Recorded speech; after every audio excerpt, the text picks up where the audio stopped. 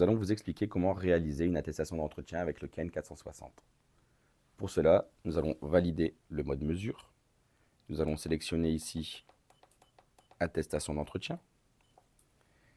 Nous pourrions revisualiser les attestations actuellement sauvegardées dans l'analyseur. Nous pourrions toutes les effacer. Ou nous pouvons démarrer une nouvelle attestation. Je valide. Si nous souhaitons modifier le combustible, nous allons valider et à l'aide des flèches, sélectionner le combustible sur lequel nous allons analyser.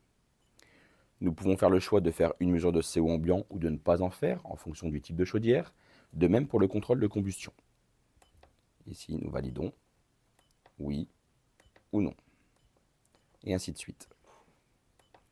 Nous allons démarrer le test, mettre la sonde à 50 cm de la chaudière, et là, nous allons réaliser la mesure de CO ambiant. Nous allons donc balander notre sonde 50 cm autour de la chaudière pendant 30 secondes minimum. Continuer. Là, l'analyseur nous donne le résultat par rapport à la réglementation en vigueur, c'est-à-dire qu'inférieur à 10 ppm, nous sommes corrects, supérieur à 10 ppm, nous sommes en DGI. Continuer. Nous continuons avec le contrôle de combustion. Donc là, nous mettons la sonde dans le conduit pour effectuer le contrôle de combustion. Une fois les mesures stabilisées, nous validons.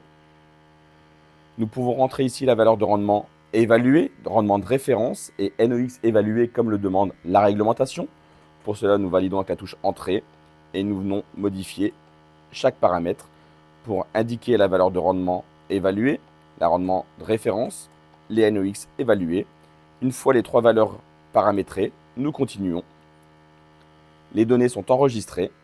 Maintenant, il suffit de vous connecter avec l'application Ken Live.